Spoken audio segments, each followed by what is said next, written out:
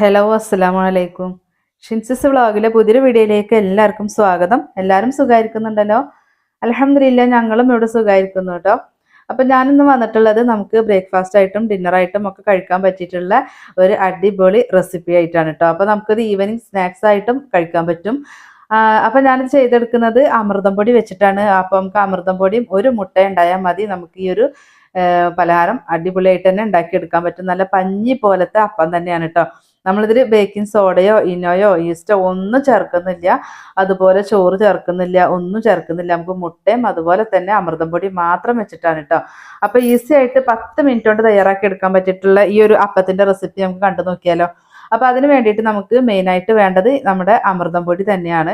അപ്പോൾ നമുക്ക് എത്രത്തോളം അപ്പം വേണം ആ ഒരു അളവിലേക്ക് വേണ്ടി എടുക്കുക. അപ്പം ഞാനിതാ ഈ ഒരു കപ്പളവാണ് കാണിക്കുന്നത്. 1.5 കപ്പ് ഞാൻ അമൃതം പൊടി എടുത്തിട്ടുണ്ട് കണ്ടോ. അപ്പോൾ ഈ ഒരു കപ്പിൻ്റെ അളവിലേക്കാണ് ഞാനിപ്പോൾ കാണിച്ചിട്ടുള്ളത്. അപ്പോൾ നിങ്ങൾക്ക് കൂടുതൽ വേണമെന്നുണ്ടെങ്കിൽ എടുത്താൽ മതി. ഇപ്പോൾ ഈ ഒരു കപ്പിൽ 2 കപ്പ് 2.5 കപ്പ് വരെ എടുത്താലും ഒരു മുട്ട മാത്രം മതി കേട്ടോ. ഇനി നമുക്ക് ഇതിലേക്ക് ഉപ്പ് ചേർത്ത് കൊടുക്കണം. ഇത് ചെറിയൊരു മധുരം ഉണ്ടാവുമല്ലോ നമുക്ക് അമൃതം പൊടി ആയിരുന്നതിൻ്റെ പേരിൽ. അപ്പം എന്തായാലും കുറച്ച് ഉപ്പ് ചേർത്ത് കൊടുക്കുക. പിന്നീട് നമുക്ക് വേണമെങ്കിൽ ഉപ്പ് ചേർക്കാം കേട്ടോ മാവാക്കിയതിന് ശേഷം. അതുപോലെ നിങ്ങൾക്ക് ഈ ഒരു മധുരം ഇത് കറി കൂട്ടി കഴിക്കാനാണെങ്കിൽ പിന്നെ പഞ്ചസാര ചേർക്കണ്ട. നിങ്ങൾക്ക് മധുരം വേണമെങ്കിൽ 1 ടേബിൾ സ്പൂൺ പഞ്ചസാര ചേർത്ത് കൊടുക്കുക കേട്ടോ. അതിലേക്ക് ഞാൻ ഒരു മുട്ട പൊട്ടിച്ചൊഴിച്ചു കൊടുത്തു, അതുപോലെ ഉപ്പിട്ട് കൊടുത്തു. പിന്നെ ഇതാ നമ്മൾ പൊടി എടുത്തിട്ടുള്ള സെയിം കപ്പിൽ തന്നെ 1 കപ്പ് വെള്ളമാണ് ഞാനിതാ ഇപ്പോൾ എടുത്തിട്ടുള്ളത് കേട്ടോ. ആ 1 കപ്പ് വെള്ളം ഇതുപോലെ കുറേശ്ശെ ചേർത്തിട്ട് നമുക്ക് ആ ഒരു മാവ് ഇതുപോലെ ഒന്ന് മിക്സ് ആക്കി കൊടുക്കുക. നമുക്ക് മിക്സിയിലൊന്ന് അടിച്ചെടുക്കുമ്പോൾ ബുദ്ധിമുട്ടാവാതിരിക്കാൻ വേണ്ടിയിട്ടാട്ടോ, നല്ലോണം ഒന്ന് അരഞ്ഞു കിട്ടാൻ വേണ്ടിയിട്ടാ. അരയാനൊന്നുമില്ല, പക്ഷെ ഈ ഒരു പൊടി നല്ലോണം നമുക്കൊരു മുട്ടയും ഒക്കെ കൂടി നല്ല ജോയിൻ്റ് ആയി കിട്ടണം കേട്ടോ. അപ്പോൾ ഞാനിതാ അടിച്ചെടുത്തിട്ടുണ്ട്. അപ്പോൾ അതിന് നമുക്കൊരു പാത്രത്തിലേക്ക് മാറ്റി കൊടുക്കാം. അപ്പോൾ അതിൻ്റെ വെള്ളത്തിൻ്റെ അളവും കാര്യങ്ങളും ഒക്കെ ഒന്ന് നമുക്ക് നോക്കണം. അപ്പോൾ ഒത്തിരി കട്ടിയാണെങ്കിൽ ഇത്തിരി വെള്ളം ചേർത്ത് കൊടുക്കാം കേട്ടോ. പിന്നെ നിങ്ങളെടുത്ത പൊടിയിലേക്ക് സെയിം അളവിൽ വെള്ളം എടുത്തിട്ട് നിങ്ങൾക്കത് കുറച്ച് ലൂസാണ് തോന്നുന്നത് വെച്ചാൽ പിന്നെ വെള്ളം ചേർത്ത് കൊടുക്കണ്ട കേട്ടോ. അപ്പോൾ ഞാനിതാ ഒരു പൊടി ചേർത്ത് കൊടുത്തു. അപ്പോൾ എനിക്ക് ആ ഒരു മിക്സിയുടെ ജാറിലും നല്ലോണം മാവുണ്ട്, പിന്നെ ഒത്തിരി ലൂസും അല്ല. അപ്പോൾ 2 ടേബിൾ സ്പൂൺ വെള്ളമാണ് ഞാൻ ചേർത്തിട്ടുള്ളത്. അത് വെള്ളം നിങ്ങൾ ശ്രദ്ധിക്കണം, എന്നാൽ തന്നെ നമുക്ക് ഈ ഒരു അപ്പം റെഡി ആയിട്ട് കിട്ടുള്ളൂ കേട്ടോ. അപ്പോൾ 2 ടേബിൾ സ്പൂൺ വെള്ളം ഞാൻ ആ മിക്സിയുടെ ജാറിൽ ഒഴിച്ച് കഴുകിയിട്ട് അതും കൂടെ ഒഴിച്ച് കൊടുത്തിട്ടുണ്ട്. ഇനി നമുക്കിത് നല്ലോണം മിക്സ് ചെയ്തെടുക്കണം. അപ്പോൾ നമുക്ക് എല്ലാം ചേർത്തതിൻ്റെ ശേഷം ഇതുപോലെ കണ്ടോ കുറച്ച് നല്ലോണം ഒന്ന് തവി വെച്ചിട്ട് ഇതുപോലെ ഒന്ന് കലക്കി കൊടുക്കണം കേട്ടോ. നമ്മുടെ മാവ് ഒന്ന് സെറ്റായിട്ട് വരാൻ വേണ്ടിയിട്ടാണ്. നമുക്ക് നല്ല ഹോൾസൊക്കെ ആയിട്ടുള്ള അപ്പം തന്നെ കിട്ടും കേട്ടോ. അപ്പോൾ ഇതുപോലെ നന്നായിട്ട് ഇളക്കി കൊടുക്കുക. ഇത് കഴിഞ്ഞ ശേഷം ഈ ഒരു പാകത്തിലാണ് മാവ് ഇരിക്കേണ്ടത് കേട്ടോ. അപ്പോൾ നിങ്ങൾ ഉപ്പൊന്ന് ചെക്ക് ചെയ്ത് നോക്കിയിട്ട് നിങ്ങൾക്ക് കുറവുണ്ടെങ്കിൽ ഈ സമയം ചേർത്ത് കൊടുക്കുക കേട്ടോ. അപ്പോൾ ഇനി ഒരു 10 മിനിറ്റ് ഇതൊന്ന് ഇങ്ങനെ ഇരുന്നോട്ടെ. കാരണം നമുക്ക് ആ ഒരു മാവ് അരച്ച ഉടനെ ഉണ്ടാക്കണ്ട. ഒരു 5-10 മിനിറ്റ് ഇനിയിപ്പോൾ അപ്പം തന്നെ ഉണ്ടാക്കിയെന്ന് കരുതിയിട്ട് ഒരു പ്രശ്നമില്ല, അപ്പൊക്കെ നന്നായിട്ട് കിട്ടും. പക്ഷേ നമ്മളൊരു 5 മിനിറ്റ് നമ്മൾ കലക്കിയിട്ടുള്ള മാവ് വെച്ചിട്ടുണ്ടാക്കുമ്പോൾ അത് ഏത് പലഹാരം ആയിരുന്നാൽ പോലും കേട്ടോ ഒന്ന് വെച്ചാൽ അത് നല്ലതാട്ടോ. ഒരു 10 മിനിറ്റിന് ശേഷമാണ് ഞാൻ ഇപ്പോൾ കാണിച്ചിട്ടുണ്ടായിരുന്നത് കേട്ടോ. അപ്പോൾ ഇനി നമുക്കിത് ചുട്ടെടുക്കുക. അപ്പം ഞാൻ പാന് വെച്ച് കൊടുത്തിട്ടുണ്ട്.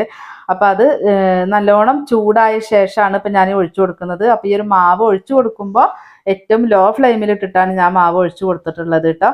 അതിനുശേഷം ഒരു മീഡിയം ടു ഹൈ ഏതിലെങ്കിലും ആ ഒരു രീതിയിൽ വെച്ചാൽ മതി, ലോ ഫ്ലെയിമിലല്ല. ഒന്നുകിൽ മീഡിയം ഫ്ലെയിമിൽ അല്ലെങ്കിൽ ഹൈ ഫ്ലെയിമിൽ വെക്കുക. എന്നിട്ട് ഇതുപോലെ ഈ ഒരു ഹോൾസ് എല്ലാം വന്ന ശേഷം നമുക്ക് പെട്ടെന്ന് തന്നെ ആ ഒരു ഫ്ലെയിം നല്ലോണം ലോയിലാക്കി കൊടുക്കുക. ആ ഹോൾസ് വന്ന് കഴിഞ്ഞ ശേഷം ഇതുപോലെ മൂടി വെച്ച് കൊടുക്കും ചെയ്യാം കേട്ടോ. ഒരു 2-3 സെക്കൻഡ് മതി. 2-3 സെക്കൻഡ് ഒന്ന് അടച്ചു വെച്ച് കൊടുക്കുക. അപ്പോൾ നമ്മുടെ അടിപൊളിയായിട്ടുള്ള നിറയെ ഹോൾസ് വന്നിട്ടുള്ള നല്ല പഞ്ഞി പോലത്തെ അപ്പം കണ്ടോ റെഡി ആയിട്ടുണ്ട്. അപ്പോൾ ഇനി നമുക്ക് അടുത്തതും ഇതുപോലെ ചുട്ടെടുക്കുകയാണ്.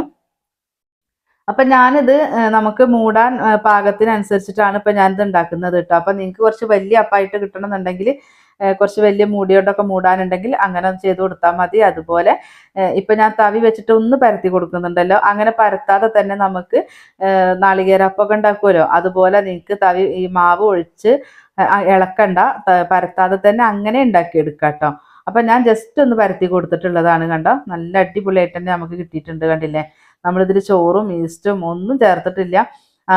നിങ്ങൾക്ക് ഇതുപോലെ ബേക്കിംഗ് സോഡ ചേർത്തിട്ടൊക്കെ ഉണ്ടാക്കാം. പക്ഷെ നമുക്ക് സോഡാപ്പൊടി ചേർക്കാതെ തന്നെ കണ്ടാവും നമുക്ക് നല്ല രീതിക്ക് തന്നെ നന്നായിട്ട് തന്നെ കിട്ടുന്നുണ്ട് കേട്ടോ.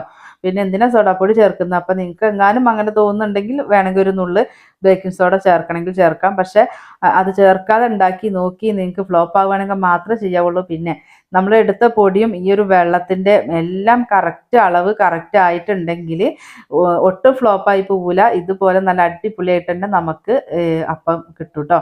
അപ്പോൾ നമ്മൾ വെറും അമൃതം പൊടിയും അതുപോലെ ഒരു മുട്ടയും മാത്രം ഇതിൽ ചേർത്തിട്ടുള്ളൂ.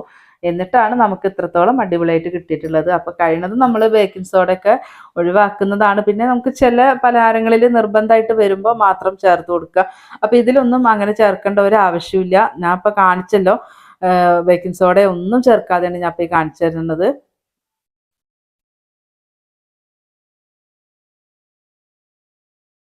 അപ്പോൾ ഒത്തിരി സമയം നമുക്ക് ആ ഒരു പാനിൽ വെച്ചിരിക്കരുത് കേട്ടോ. 2-3 സെക്കൻഡ് മാത്രം മൂടി വെച്ചാൽ മതി കേട്ടോ.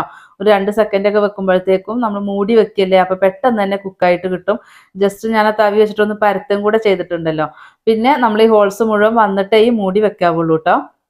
അപ്പോൾ ദാ ഞാൻ നമ്മുടെ പലഹാരം ഇതാ റെഡിയാക്കിയിട്ടുണ്ട്.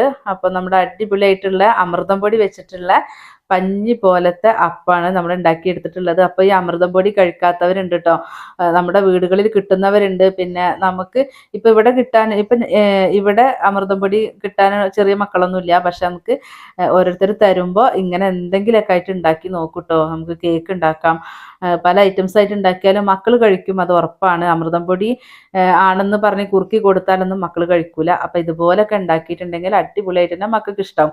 നമ്മളിതിൽ ഓയിലും ഒന്നും ചേർത്തിട്ടില്ല, അതുകൊണ്ട് തന്നെ ഹെൽത്തി ആയിട്ടുള്ള ഒരു റെസിപ്പി തന്നെയാണിത്. അപ്പം എല്ലാവരും ട്രൈ ആക്കി നോക്കുക. അമൃതം പൊടി ഇഷ്ടമില്ലാത്തവർ പോലും ഇത് കഴിക്കും. അപ്പോൾ അതുപോലെ നമുക്കിത് കറിയൊന്നും കൂട്ടാണ്ട് കഴിക്കാനാണെങ്കിൽ ഞാൻ പറഞ്ഞ പോലെ ഒരു ടേബിൾ സ്പൂൺ പഞ്ചസാര നിങ്ങൾ ആ മിക്സിയിൽ അടിക്കുന്ന സമയത്ത് ഒരു ടേബിൾ സ്പൂൺ പഞ്ചസാരയും കൂടെ ചേർത്ത് കൊടുക്കുമ്പോൾ നമുക്ക് ഒന്നും കൂടെ മധുരം ഉണ്ടാവും. അപ്പോൾ നമുക്കിത് ഇങ്ങനെ കഴിക്കാം കേട്ടോ. ഇപ്പോൾ കുഞ്ഞു മക്കളൊക്കെ കൈ പിടിച്ച് കൊണ്ടേ കഴിക്കുമ്പോൾ അവർക്കും ഒത്തിരി ഇഷ്ടമാവും. അപ്പോൾ പഞ്ചസാര ഞാൻ ആഡ് ചെയ്യാതിരുന്നതാണ്. അപ്പോൾ നമുക്ക് ചെറിയൊരു മധുരം ഉണ്ടാവും. അപ്പോൾ ഇത് ഇങ്ങനെയും കഴിക്കാൻ പറ്റും, കറി കൂട്ടിയിട്ട് കഴിക്കാൻ പറ്റും. ഒത്തിരി മധുരം അല്ലല്ലോ അതിൻ്റെ പേരിൽ, കണ്ടോ. അപ്പോൾ എത്രത്തോളം നല്ല സോഫ്റ്റ് ആയിട്ടാണ് നിങ്ങൾക്ക് ഇത് കാണുമ്പോൾ മനസ്സിലാവുന്നുണ്ടാവും.